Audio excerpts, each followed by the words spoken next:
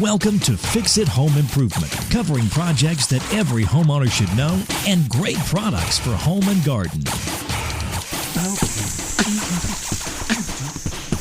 Hi, I'm JC, and this is where we share weekly home improvement tips. I'm here with my co-host, Cindy. Hello, JC. Hi, Cindy. Today we're going to be talking about space heaters. I also want to thank Nix and Yanks84 for a 5-star rating on iTunes. Do you know who invented the first space heater? The first electric space heater? No. Alexander Graham Bell. Really? Wow, huh? And it held a bunch of light bulbs. That's how he created his heat. So it was a box with a bunch of light bulbs in it. The first heater for a car was invented in 1890. Really? So Carl Benz made the first kind of modern car in 1886, and then Henry Ford wasn't until 1908. Between 1908 and 1927, he had the Model T and put that electric heater inside of it. And then in Italy, in 1902, the DeLonghi Company started, and in 1906, the Lasco Company started in the U.S., and those two companies are still making space heaters today. And actually, they're two of the highest rated companies. That's good. So you probably, if you start in 1902, you kind of get it down by now. The problem with space heaters, they're responsible for 80% of the home fire deaths, and they're the second leading cause of home fires. And 50% of these heating fires are in January and February. Mm-hmm. So the first National Fire Prevention Week was started in 1925 by Calvin Coolidge. Mm-hmm. And he picked the week where October 8th falls because he was recognizing the Great Chicago Fire in 1871 that started on October 8th. Really? And in that fire, 250 people were killed. It caused 100,000 people to be homeless, and it burned down 17,000 buildings. Wow. Yeah, interesting. What are the main types of heaters?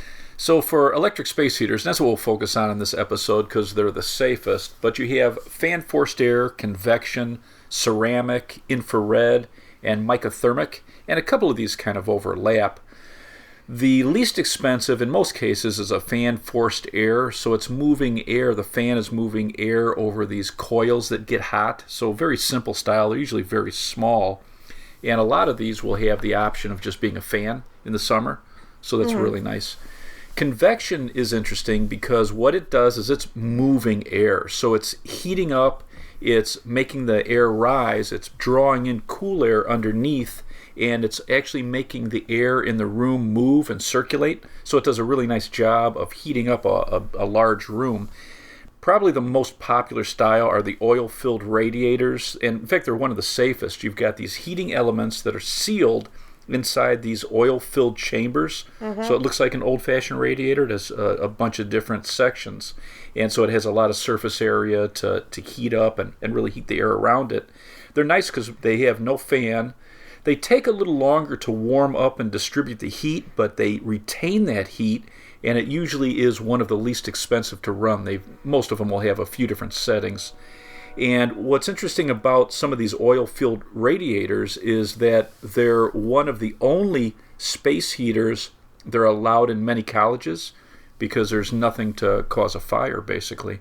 And you never have to refill the oil, right? Yeah, right, exactly. Yeah, you're not burning the oil. It's just oil sitting in there being heated, and and you never have to add to it. And many of them actually come with programmable thermostats. Oh, that's nice. So some people, like in a bedroom, they'll have it, turn on before they wake up, or a couple of these styles are designed for the bathroom, and you got to make sure that you're looking for something that's specifically designed for the bathroom, because most of these other space heaters you're not going to want to use in a moist area. They'll have a special GFCI plug, so they'll have a ground fault circuit interrupter in case there's a problem with potential of a shock hazard. Then you have ceramic heaters that have ceramic plates that are attached to electric coils, or the coils can actually be embedded into the ceramic, and as it heats up, a fan is going to move that warm air off it. These are usually small, they're easy to move, and some models are cool to the touch, so if you look at the packaging, you'll see whether it's one of those. So then you have radiant heaters, and these just transfer the heat directly to people and objects. They're great if you're in the line of the heater because it doesn't really heat the whole room. They're fantastic for short periods of time. So if you're looking for a space heater and you don't want to heat up the whole room, you just come home from work, or say you sit and watch TV for a couple hours at night and you just want to be comfortable, leave the heat down, radiant heaters and also infrared heaters fall into this category. It's the wavelength of light. It's just like the wavelengths from the sun. If you're outside on a cold winter day and it's just a perfect day and you feel the warmth of the sun, even though it's cold all around you, you feel warm from that infrared light. So they have a couple different models, like Eden Pure makes one that uses Sylvania quartz infrared light bulbs. And then they have copper around it, and what happens is it almost works like a heat exchanger, where these infrared bulbs are doing a couple things. One is they're sending out these infrared rays, so it's warming everything that's in the path of this, and then it also warms up these copper tubes so that you can move the air from that. So it kind of is giving you two things at once. What's nice about infrared and radiant heaters is they don't make the air less humid. So it doesn't take the moisture out of the air, so you're getting static and all that. And we had, when I was young, we had one of these old styles where they had the little electric ribbons. Have you ever seen those? No. So it's a small little square-looking thing, and it was just a thin tin. Boy, I remember my whole childhood. And it had these little ribbons, wavy ribbons inside, and it glowed this reddish-orange. And when you got in front of it, it was just great. But you had to be sitting in front of it. You really couldn't move out of the line. So it did a great job. So the other type of space heater you can get is mica thermic, and this has heating elements that heat up thin strips of mica that give off electromagnetic waves when they're heated. What is mica? Mica is a mineral. So like ceramic, it's just a different mineral. But what's cool about it, the property is you heat this up and it gives off electromagnetic waves. So it's going to heat objects in its path. But also that mica heats up and heats the air around it. So it's using convection also. So you kind of get two different ways to heat at the same time. So it's heating everything by it and it's heating the whole room. It's actually heating the air also. And because these sheets of mica are so thin that the space heaters can be incredibly thin. In fact, some of the new mica thermic space heaters are almost like pieces of art. You can hang them on the wall. They're so thin you can hang them. Really? And it radiates the heat out at you, and then it's warming the air and making it rise straight against that wall. So it's drawing cool air underneath and warm air rises, and it creates this convection circle that warms the room very quickly. Do you have any names of top-rated companies? So from a couple of our trade magazines and then a couple online sources, we have, who does a really nice job now is Amazon, and Home Depot actually started a rating and review system. So you sign up, you register, and then when you purchase stuff from the Home Depot, you give your results and your feedback. Right. So it's really nice. I thought they're doing a nice job with that.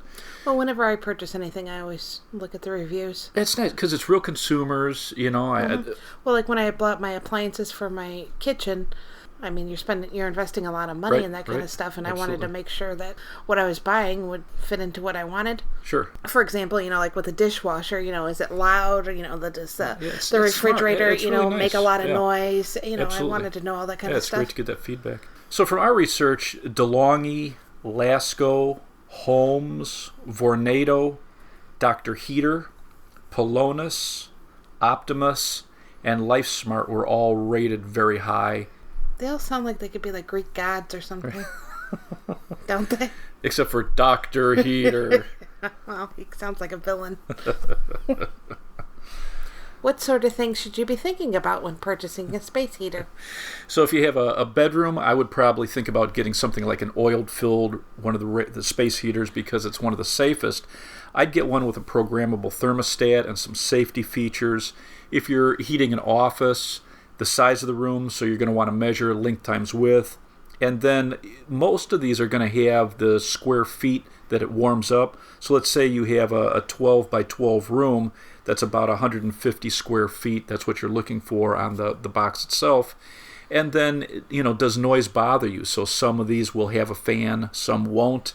If you have kids or pets, you definitely want something that's cool to the touch and has a bunch of safety features. And then the cord length, depending on where you're using this, because most of these companies do not want you using an extension cord. So I read the instructions on one of the space heaters, and what they said is the use of an extension cord is not recommended. However, if it's necessary, be sure that the cord is a minimum 14 gauge, rated no less than 1500 watts, UL approved, and as short as possible. Also keep the space heater 3 feet from any combustible material. So it's important that you know where it's at, where it's located, and that the space heater is going to match it. Also, if you're just going to use it occasionally and just for small amounts of time, you're probably just going to want something like a radiant or an infrared space heater. Something else I would look at on the packaging itself is making sure it has automatic shutoff if it's tipped over, and then overheat protection, and that helps prevent a fire. When you plug these in, you never want to cover the cord with any material because the cords themselves are air-cooled, so you can actually dry out the insulation, cause arcing, and create a fire hazard if you're covering up the cord. So you mean like putting it underneath a rug? Right. So some people, put the space heater out and they want to cover it with an area rug because they feel it's safer. It's not a tripping hazard, but then you cause a fire. So you need to be thinking about those types of things. And then most manufacturers, these manufacturers only want you to plug just the space heater itself into a receptacle. So let's say you have a normal outlet with 2 receptacles. They don't want that second one used. They just want you plugging the one thing in there. And then a lot of the manufacturers recommend that you unplug these when you leave the home because some of them with timers, there can be a malfunction where they turn themselves on. And then you also want to be careful. I was reading a couple things online where a few people were complaining that the plastic and rubber feet stained their wood floors. Really? So it's something to think about when you're setting it up. For the heaters with fans, you want to make sure that you're cleaning them about every 2 weeks. So you want to use the attachment on your vacuum and clean that out because sometimes the dust can build up and you get that terrible smell because it heats up and burns the dust. And then it also can, if there's enough lint buildup, it actually can be a fire hazard. Well, it depends on where you're using it. Like if you're using it in your office and you have it down by your feet. Right. How often do they vacuum underneath your desk, all that kind of stuff. Absolutely. So. And most space heaters, you've got to really look at them because they're not designed to be used in the bathroom, but there are a few specific models that have a built-in GFCI for damp locations. And then there's a couple cool ones where if you wake up, you don't want to turn the heat up. Let's say you get up in the morning, you get ready for work, and you leave. You don't want to turn the heat up for that half an hour and an hour. So there's a couple space heaters designed with a timer that it turns on. It warms up the bathroom before you leave for work, and then you shut it off and pull the cord when you go to work. So that's kind of a nice feature to think about. A nice resource to look at once a year if you have space heaters is cpsc.gov. What? Since I haven't spelled anything this episode, cpsc.gov, that's the Consumer Product Safety Commission, or recalls.gov. Okay. And if you search that once a year, again, space heaters are the number 2 reason for a house fire. So it's not bad once a year to check this because many space heaters, in fact, at the hardware store, every once in a while we'd get a notice and we'd have to pull a group of space heaters from the shelves, send them back, and then they would send us the new model. So I think that's worth looking at. One thing that everybody should be thinking about too is making sure that they're looking at their fire extinguishers in their home. I think for the average homeowner, just these small 2.5-pound fire extinguishers are great. Like Kidde, we always carried. That's Kidde. I'm on a roll now. And they have a couple fire extinguishers that have a 10-year or a 12-year warranty. So inexpensive, very easy to use. I also like the aerosol style fire extinguishers because you just remove the cap and press the top. Easy for anybody to use. So that's like the Tundra from First Alert? Yeah, you can find that at most hardware stores. And it kind of looks like an old hairspray bottle. Yeah, very simple. Nice to use. Easy to place any place. And in fact, I did a pretty cool video. So on our YouTube channel, Fix It Home Improvement, if you search for fire extinguisher, I show how a Tundra works compared to a regular fire extinguisher. So I go out in the backyard and I pull the pin on a regular fire extinguisher, and I show how long it sprays and what that looks like. And then the Tundra, which doesn't create all this smoke and all these dust particles.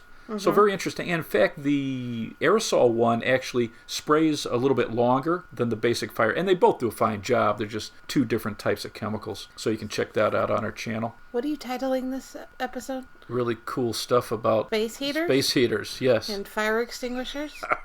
It is the number 2 reason for fires in a house. I'm having mold and mildew flashbacks. Well, as long as we're off topic, we can cover some tips on... So space heating, we're thinking about trying to keep our home warmer without spending a ton of money on the furnace. So a couple things you can do in the winter. One is during the day, just open all the south-facing curtains, and you're going to get that radiant heat. And then at night, you close all that off because it helps insulate. You know, thinking about like curtains helping to insulate around windows, you know, in the old castles, when you see those tapestries on the walls of castles, those were early forms of insulation. So they would cover the walls with this, and for decorative reasons, but they were thick and designed to keep the cold radiating from the stones. So what an interesting thing. I never really realized that those had a reason, had a use.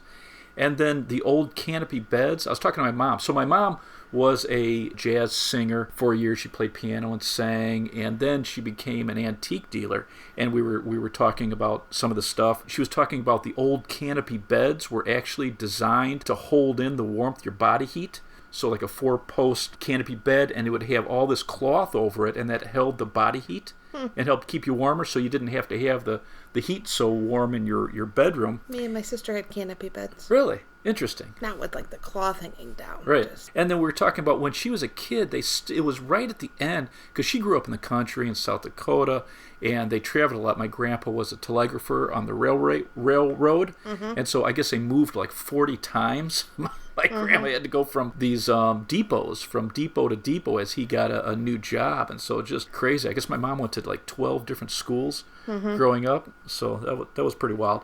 But that was the end of where they still used bed warmers. So this looks like a frying pan with a lid on it. So my mom said, you know, a lot of these people would talk about different antiques, and they're talking about bed warmers, and a lot of people thought that you put like the charcoal in there, and then you put it underneath the mattress, and that heat radiates out and warms up your mattress, because mattresses were very thin back then.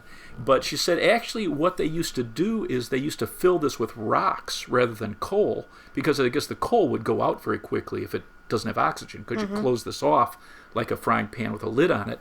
But they would fill this with rocks, and then they would put this bed warmer into the fireplace, or they would put it into the stove and let these rocks absorb all this heat, and then I guess it would just radiate that heat for hours.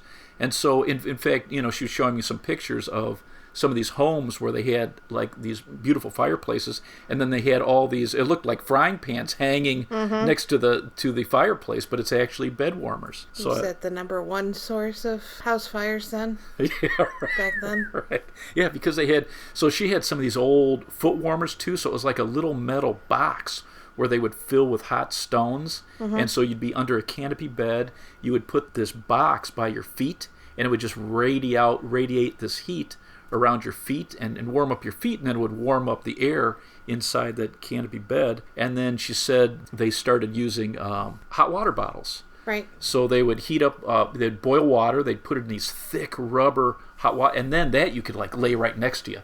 So you'd have it on your feet, or you'd have it under the sheets with you rather than something underneath the mattress. I thought that was kind of interesting. So a couple other things, if you're thinking about trying to save money using space heaters, we talked before about the ceiling fans. Make sure that you have them in reverse during the winter, so you want to push air up. You're breaking up the stratified hot air on the ceiling. You want to keep your indoor humidity around 40%. And then I would, I'd probably be looking for a space heater if you're trying to warm a room, something with a thermostat. When we were doing all of our research for the podcast, about space heaters, right.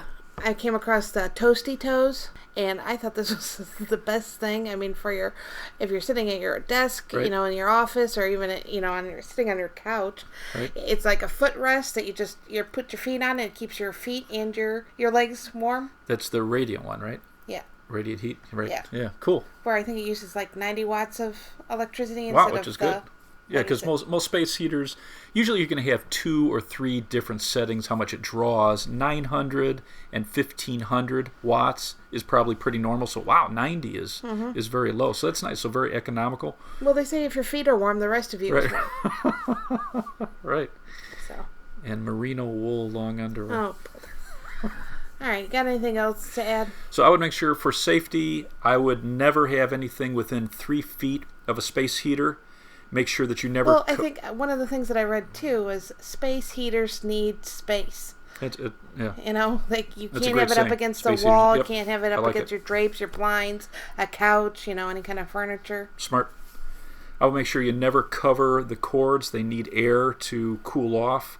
Unplug them when they're not in use. You never want to use an extension cord, and then only plug it into an outlet. You don't want multiple things in the outlet that you have plugged in. So I guess that wraps up this episode then. If you'd like to subscribe, you can subscribe on iTunes or Stitcher. If you enjoyed it, please leave us a review. And if you leave a review, we've had a few 5-star reviews, and we really appreciate it. It helps get the word out. In fact, I was just listening to a marketing guy, and he said that for iTunes and Stitcher to help you publicize your podcast, you need at least 100 reviews. How many do we have? I think we have 16. But it's nice. But you need to leave a review so that we know your name and can thank you. Because if you just leave 5 stars, it's fantastic. We appreciate it. Right. But if you don't leave a review, iTunes and Stitcher doesn't give us your name, so we can't thank you. Well, maybe some people don't want to leave their name. All right. So if you don't want us to know who you are, Yeah. do not leave a review. So if you enjoyed this, please leave us a review. You can check out our home improvement videos on our YouTube channel, Fix It Home Improvement. You could subscribe to that as well. If you'd like to email us, you can email us at fixitpodcast@gmail.com. Thank you for listening. Talk to you next week.